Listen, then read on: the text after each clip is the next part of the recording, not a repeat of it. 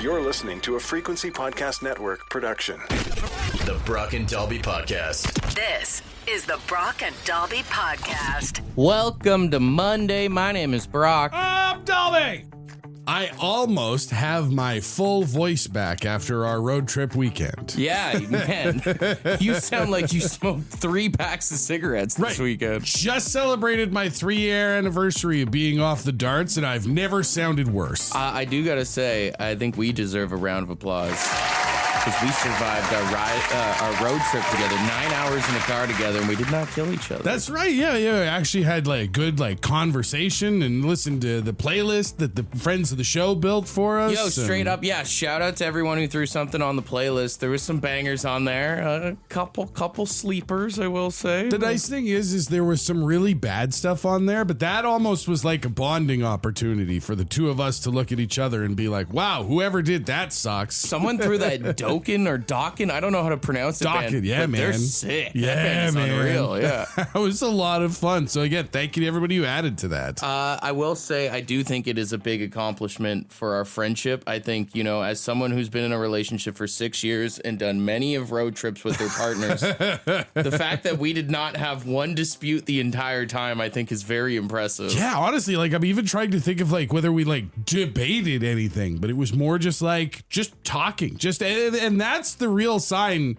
of a friendship or a relationship of, can you fill the space and can you sit in the silence? You didn't even yell at me when I passed that transport truck, and it was very questionable with the car coming onto us. I do believe my exact words were, "Well, that was a choice." I know if I was in the car with Courtney, it would have been 10 minutes of why would you do something like that? I thought about it, then I was like, well, here we are back in the right lane in one piece, so I guess we'll just move on with our day. And I think, I realized where our friendship is at is you know me so well that we got to a certain point where you looked at me and was like, do you want to switch driving? Yeah. Because the polite thing to do, even as a passenger princess, is to offer hey, I can get us the rest of the way if you would like. But knowing full well that you are not the sort of person who likes to give up control of a situation. If I start sitting in the passenger seat, that's when we'll get cranky. All of a sudden, I'll start complaining. I'll be like, this drive sucks. I have to be driving. I have to. So you're right. I do have to be in control, I guess. See, but what I did appreciate, and again, this is the honesty between two people who were just on the road for as many hours as we were. You looked me in the eye and told me, I can let you drive. I am going to get grumpy about it. No.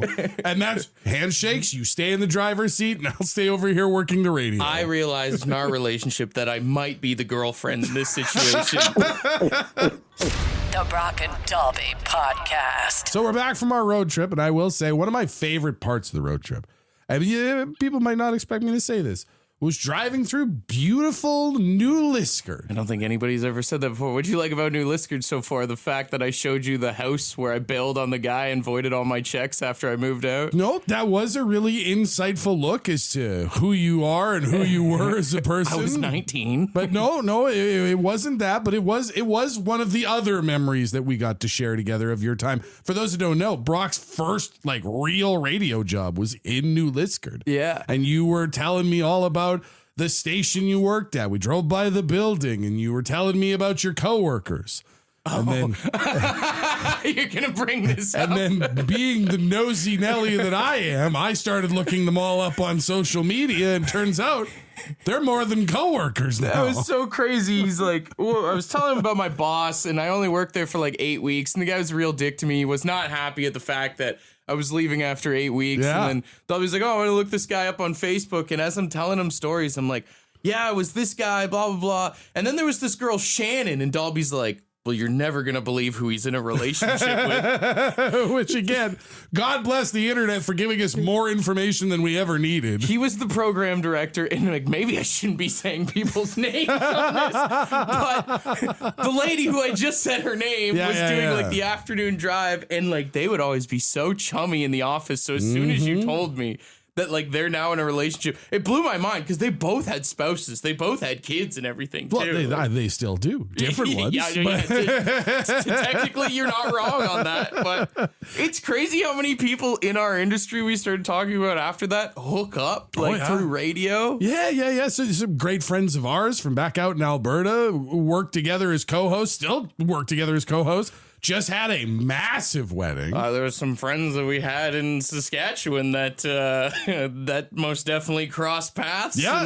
They got a little bundle of joy now and living together. I think we'll just end that story where that ends. Sure. I don't know if they listen to this podcast. There's just something about when you work together with somebody like, you spend so much time in each other's proximity that it does, depending on the job, tend to foster those feelings, those moments between two people. I want to know if that guy still works there, because you can't legally be somebody's boss and start hooking up with them and keep your job. Legally you can, yeah. There's nothing illegal about being in a relationship with someone that you work with, even if they are technically your underling or whatever. I thought there was some power kind of morally construct. It's probably not the best look to be like, yeah, she used to work for me. What industry do you think sees the most coworkers hooking up? I've always thought that it's the nightlife industry, like bars and stuff like that. You think so? You always see stories about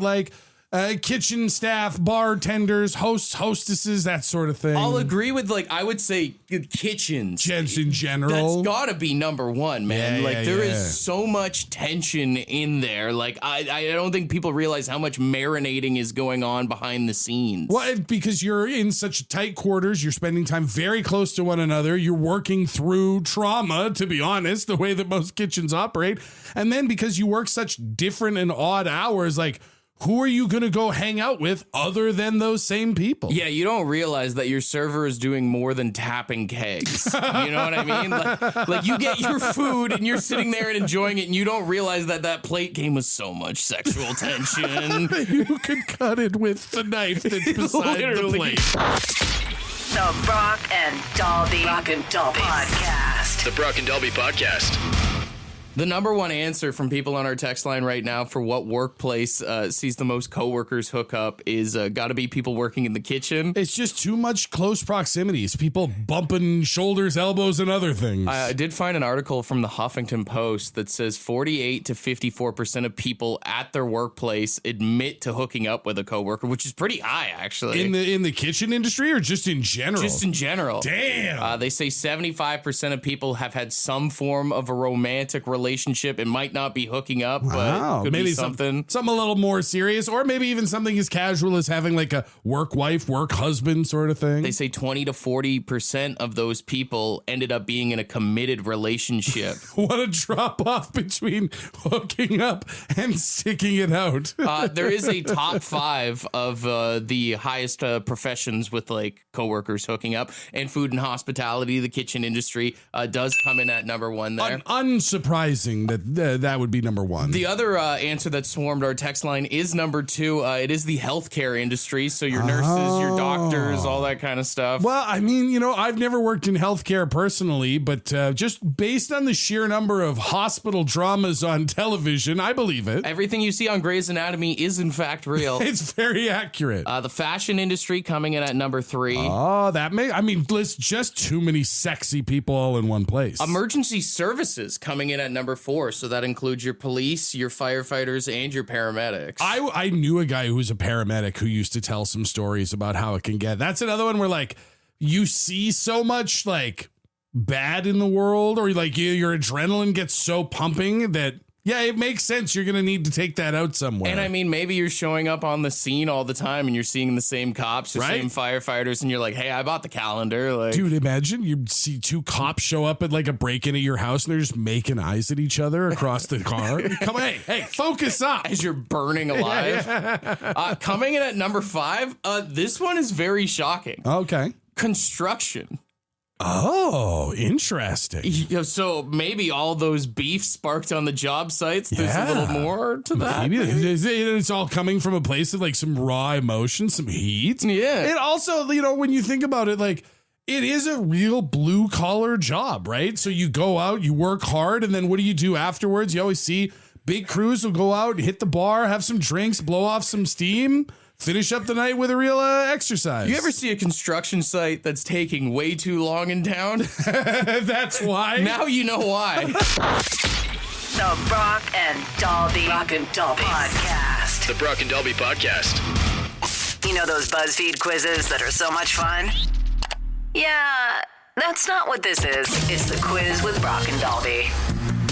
I know I'm asking you to use your head a lot when Yeah. you do the quiz. So I was thinking, since I'm making you use your head, how about you give me some head songs here?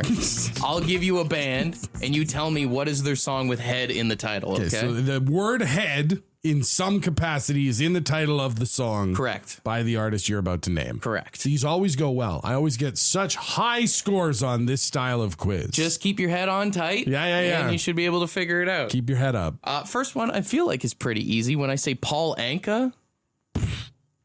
Sorry. Did you just say Paul Anka? Paul Anka. That's the opener. Yeah. That's the starter. This is an easy That's one. where we're going. You don't got this? No, I don't. I don't know a Paul Anka song. Yes, you do. Put your head on my shoulder. You don't know this song? See, this is the thing. You watch all these horror movies that go back into like the 1950s to pull out creepy ass songs, and then you look at me like, why don't I know them? Don't you disrespect Paul Anka. That's a banger. That's a banger, he says. All right. Well, this should be an easy one. I thought I had two off the top of you. When I say Trapped, what's their head song? Headstrong. Yeah, Damn yeah. right it is. A song that's been played by a person under the age of 75 in the past year. What a treat. Who? This. I'm saying no one over, no one under 75 is playing Paul Anka. I thought you were saying Paul Anka did a cover of this. Dude, I would listen to that. Is he alive? I don't have that answer for you. Big Paul Anka guy over here. All right. Next One one. and one. Next one. Zach Brown Band. Oh, no, this is a good one. Heavy is the head. Yes. I thought I'd stump you on that. No, It did get rock radio play. Yeah, this was Zach Brown Band's brief foray. This is the one he did with Chris Cornell. Yes. Yeah, man, it was a good song. All right. We're 2 for 3. You're using your head so far here. Let's see if you can get this one. You say it's one of your favorite bands, 9 Inch Nails. Head like a hole. There you go. Yeah. Great song. Turns out you don't have a head like a hole here this morning. Would also love to hear Paul Anka cover this one. All right. There we go. The kid is hot today. Yeah. Next one, when I say Junk House. Is it out of my head? Is it? Okay. Woo. Right out of my head. I mean, you want to talk about Paul Anka. Can you name me another Junk House song besides this? Brother, if the theme of the quiz wasn't head songs, I couldn't have named you that one. To quote Trap, the head is very strong with this one here this morning. I don't like that sentence. I don't care for it. Now, to go with only one wrong answer in the quiz here this morning, can okay. you finish it off strong with Okay. Rage Against the Machine? Oh, no. Rage Against the Machine with a head song. Yes, that's the theme for today. I don't think I got it. You don't got I it? don't think I got it.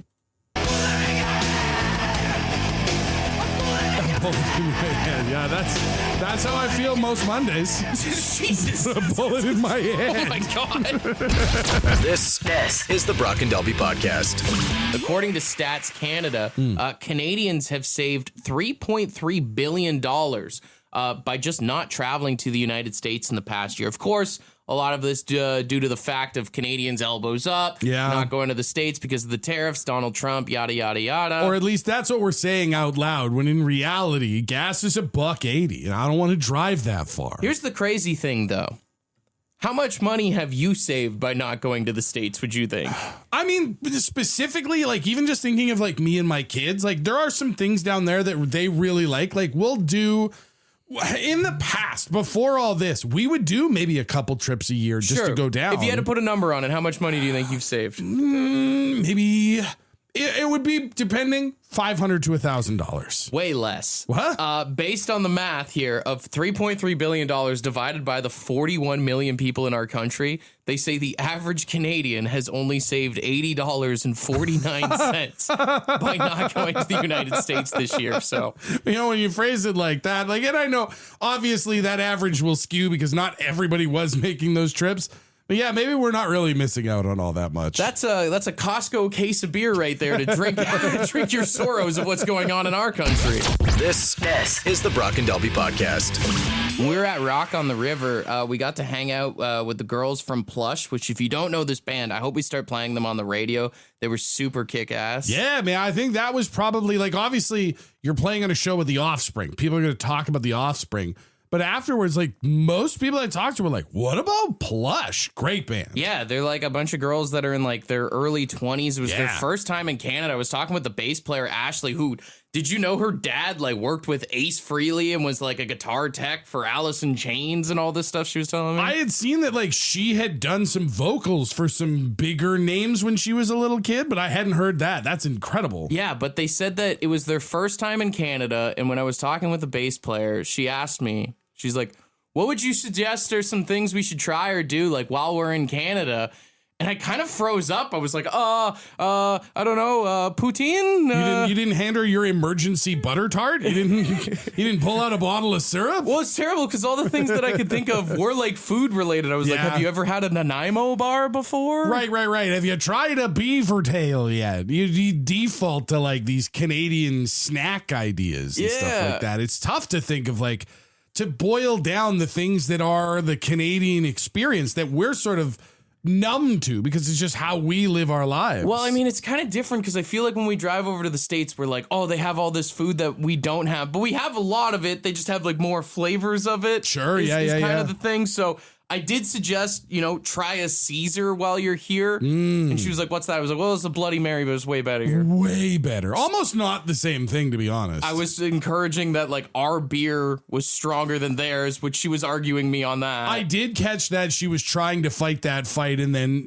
like most Americans, realized the folly of her ways. I did tell her that you have to listen to some Tragically Hip. You can do that while you're back home, but it seems proper to do it, especially if you're driving through Canada right now. There's just something about our soil that makes the songs resonate in a different way. I just I couldn't really think of any other thing. What is the true Canadian experience? She did ask me, she's like, do we have to go to Tim Hortons? And I was like, no, yeah, you don't. You could probably skip over that one. If you have a time machine, you have to go to Tim Hortons. But in 2026, the Tim Hortons where you're from is the same as the one here. You ain't missing out on anything, gal. You're not missing out. Things are a little different these days. It is weird that people associate Tim Hortons with our country when 90% of our country is over Tim Hortons. Honest to God. If you really want the Canadian experience, what you got to do is you got to go walk around in the downtown of, honestly, any city until someone bumps into you and then you apologize to them. And that's a Canadian moment. What I should have told her to do is go to a grocery store and say, I'm just going to squeeze right past you. The Brock and Dalby podcast. It's funny, all the suggestions that we're getting for recommending someone to visiting Canada for the first time are just strictly food related.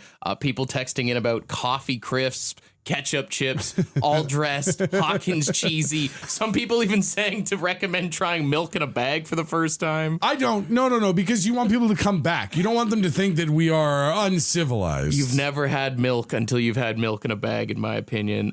We do got a good friend of the show, Baz, on the phone. Now, Baz, you moved to Canada from England, so I'm curious, what blew your mind, or what was your best experience when you first moved to Canada? Anything like that? Perhaps not Canadian, but for Kingston specific, I stopped using my mirrors and indicators when I was driving. And as I say, that's Kingston specific. I can't speak for everywhere, but certainly that. I've been in enough places in Canada. No, you got it. You nailed it. I guess, Baz, if you had some family coming over from across the pond, what's one thing you would prepare them for, or maybe even warn them of coming to Canada? If you buy anything in a store, that's not the price you're going to pay at the end. And the same goes for when you're eating and drinking. You've got to add that tax on, you've got to add the tips on.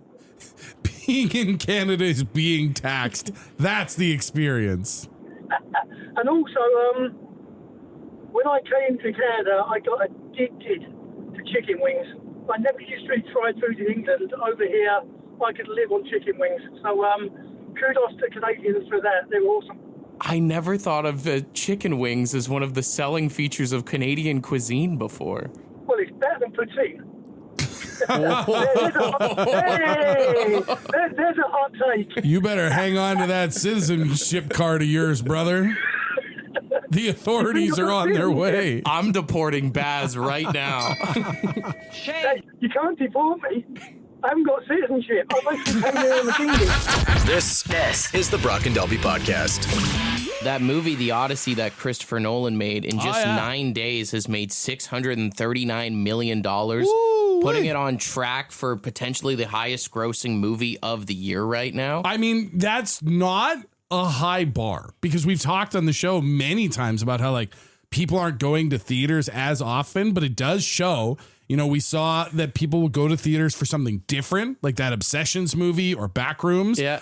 But people also still love to go to a big old popcorn flick. It's pretty crazy, though. It is a long-ass movie. It's 2 hours and 52 minutes. Oh. Apparently, there's almost 13,000 lines in the movie alone. I mean, you know, coming from the source material of the Iliad and the Odyssey and stuff like that, like, sure, it's going to be a long one, but that's a lot for a movie theater. So $639 million at the box office right now. That's roughly estimated that around 64 million people have gone to go see the movie right now, which means 172 minutes of the runtime equates to roughly 168,000 years of combined human watch time.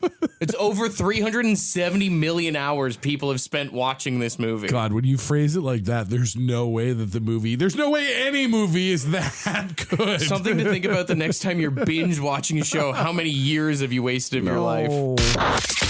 The Brock and Dalby podcast. The Brock and Dalby podcast. You're fired!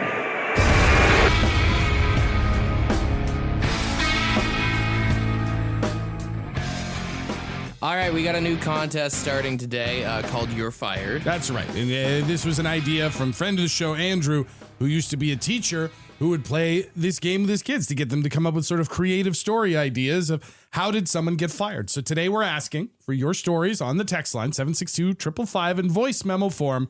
How did the teacher get fired? All right. If you are not one of our students tattling or maybe a parent, you are a judge. So 762-555. If you're not in the PTA. Yeah. First one in here is from Matt. Hey, this is Matt, and in grade 8, my teacher got fired for going to a zoo. We were at a trip to Montreal, an overnight trip in Montreal, and our teacher snuck out, and he went to this place called Pig Al's, which is just a zoo in Montreal. Was weird, but he came back all sparkly anyway. He got fired for that. For those of us who don't know what a Pig Al's is, I'll say this guy's a total liar. Pig Al's is in Gatineau, you fool. So you abandoned the kids to go have a little fun? All right. I like that. All right. What's Jim got for us here? Hey, James here. So when I was in elementary school, we had a substitute teacher, and one day the power went out when he was teaching us, and he had a full-blown panic attack. Started thinking it was the end of the world, everyone hiding under their desks and everything, and it was just a power outage. Funny thing, this one's actually true.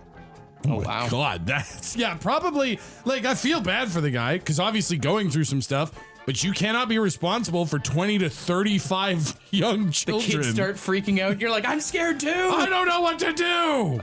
Let's see what Sam's got here. The teacher got fired because he was teaching the kids about gravity and was just throwing the kids off the top of the slide. I feel like that's what I would be as a teacher. I hope that's real. This is scientific, children. We got Jordan here.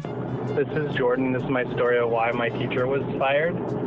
Summer going into grade 10, Mr. Smith was hired, and by end of first semester, we had SWAT crews in the school looking for him because apparently he was wanted for a murder case in his country of origin. I can't tell if this is made up or real.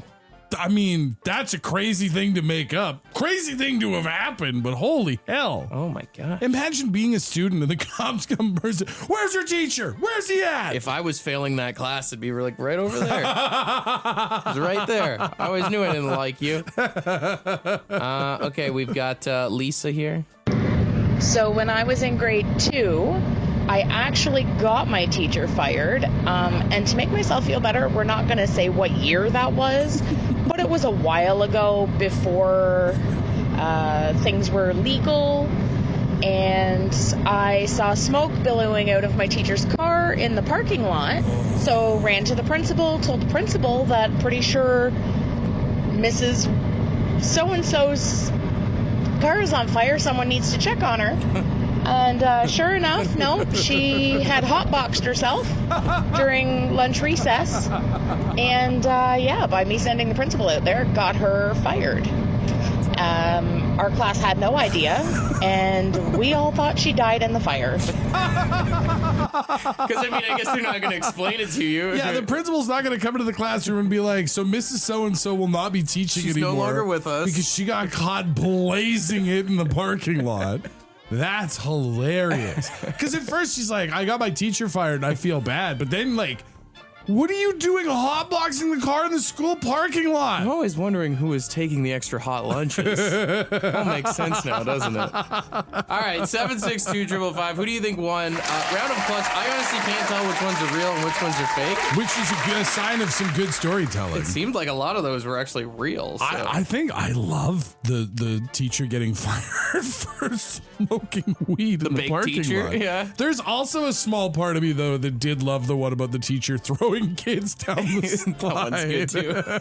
The baked teacher one is, I mean, as far as we know from Lisa, it's a true story. As far as we can tell, yeah. She didn't say like, hey, let me tell you guys a story. Text line saying baked teacher a lot. Hotbox Lisa, baked teacher. All right. Hey, I mean, the teacher didn't get anything, but you get a ding and a round of applause and $100 in Lotto Max tickets, all right? The Brock and Dalby podcast. Did you know that if you're from Tampa Bay, like down in Florida, that you're known as a Tampanian? A Tampanian? What an awful thing to be called. Is that like the thing the locals call? Yeah. Well, like even according to the census, a citizen of Tampa Bay in the United States is a Tampanian. I found that out. I was listening to a podcast with Big E, the former WWE wrestler who broke his neck, and he was talking about like mental health and stuff like that. But he said, he's like, yeah, somebody as a Tampanian from Tampa Bay. And I was like, there's no way. That's the actual term. I mean, what else would you call him, I guess, though? I don't know. A tamper? A bayman? A bayman? a bay person? But there's too many, like, cities with bay in them to, like, true. take to narrow it down. It got me thinking, though, because, like, we've talked on the show before about how Canada has some fascinating names for towns, for cities, for communities, and then even some of, like, the more normal names when you try to figure out, like, what would you call someone? Mm-hmm. So I've got some Canadian cities, and I'm going to give you two options. Okay. I'm going to see if you can figure out which one is the actual census proper term for a person from the city. So we'll start with one that most people know. Halifax, Nova Scotia. Are they Halifaxers or Haligonians? Ooh, I love Haligonians. Yeah. Is it Haligonian? It is Haligonians. Yeah. Which, like, I don't know how you get there. That's tight, though. But it's sick. Moose Jaw, Saskatchewan. We spent some time in that area. Are they Moose Javians or Moose Jars? Ooh, I feel like I should know this. Moose Jars? No, it's Moose Javians. Moose Javians? Which is another one. I'm like, where does the V come from? Temagami, Ontario. Temagaminos or Temagamites? That's right by New Liskard, too. Yeah, you should know this one. Temagamites? It is Temagamites, yes. Although I do love Temagaminos. Balzac, Alberta. Are they Balzers or Balzacians? It's got to be Balzacians. It's Balzacians. Yeah, there's no way they'd go by Balzers. That's crazy. In the same vein, Balls Falls, Ontario. Ballsians or just Ballers? Ballers is sick. Ballers Please be. It's not Ballers, but please be Ballers. It's Ballshins, unfortunately. A couple more here. Let's go to Climax, Saskatchewan. Are they climbers or Cilmaxians? They're probably climbers, right? No, they're Cilmaxians. Oh, really? That's awesome. Which is sick. That's awesome. Dildo, Newfoundland. Oh, my God. Are they Dildonians or Dildoers? Dildoians, right? They are Dildoians, yes.